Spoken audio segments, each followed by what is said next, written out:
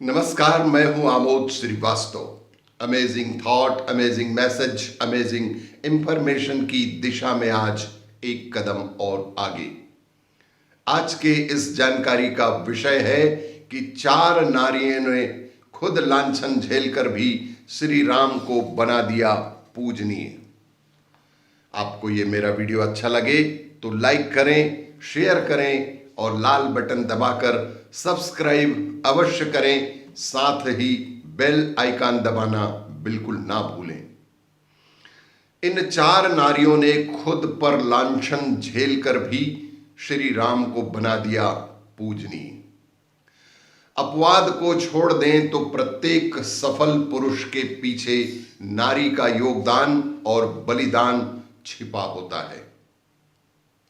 आइए जानते हैं कि श्री राम को मर्यादा पुरुषोत्तम भगवान श्री राम बनाने में किन 4 नारियों का खास योगदान रहा है। लेकिन कहते हैं कि यह तो सभी प्रभु श्री राम की लीला ही थी।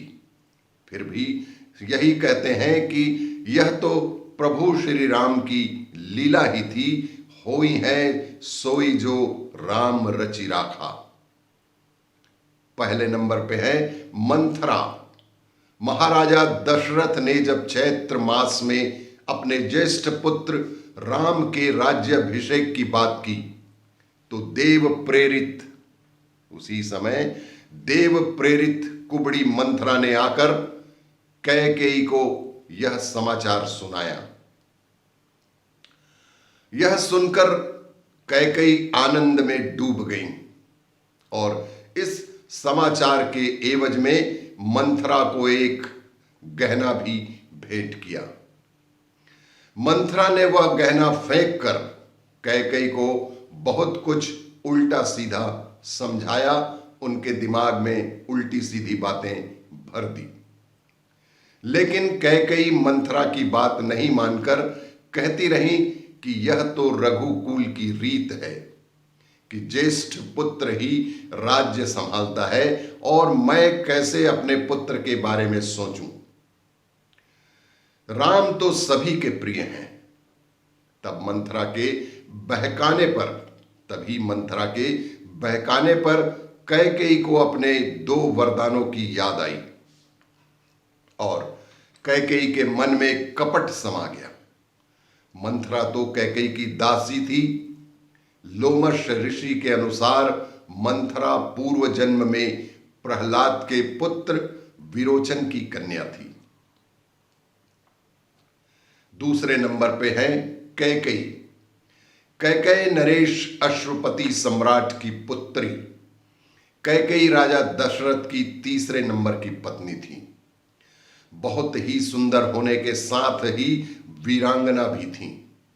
संभवतः इसीलिए वह राजा दशरथ को बेहद प्रिय थी। एक बार राजा दशरथ ने देवासुर संग्राम में इंद्र के कहने पर भाग लिया था। इस युद्ध में उनकी पत्नी कैकेयी ने उनका साथ दिया था। युद्ध में दशरथ अचेत हो गए थे। राजा के अचेत होने पर कैकेयी उन्हें रण क्षेत्र से बाहर लेकर आई थी। अतः प्रसन्न होकर राजा दशरथ ने उन्हें 2 वरदान देने का वादा किया था। उस वक्त कैकेयी ने कहा था कि वक्त आने पर मैं वरदान मांग लूंगी। बाद में मंथरा के कान भरने पर कैकेयी ने राम का वनवास और भरत के लिए राज्याभिषेक की मांग कर डाली। इसी तरह तीसरे नंबर पर शूर्पणखा का वन में आकर प्रभु श्री राम से विवाह का निवेदन करना और लक्ष्मण द्वारा उनकी नाक काटना राम कथा का एक अहम मोड़ था। जब शूर्पणखा की लक्ष्मण जी नाक काट दिए तो शूर्पणखा के ज्ञान चक्षु खुल गए और उसे भान हो गया कि वह कौन है। तब उसने प्रभु के कार्य को पूरा करने के लिए उनकी सहायिका बनकर प्रभु के हाथ से खर व दूषण, रावण, कुंभकर्ण मेघनाथ आदि निशाचरों को मरवा दिया। कहते हैं कि पूर्व जन्म में शूर्पणखा इंद्रलोक की नयनतारा नामक अप्सरा थी। चौथे नंबर पे है माता सीता। अंत में माता सीता का नाम लेना भी आवश्यक होगा, क्योंकि वाल्मीकि रामायण के अनुसार राम जब वनवास खत्म करके अयोध्या लौट कर आए तो राज्याभिषेक के बाद नगर के वासियों ने माता सीता पर लांछन लगाया कि वह तो रावण के यहां रहकर आई हैं, तो कैसे वह पवित्र हो सकती हैं। यही कारण था कि माता सीता को राजमहल छोड़कर फिर से वन में जाकर रहना ही पड़ा।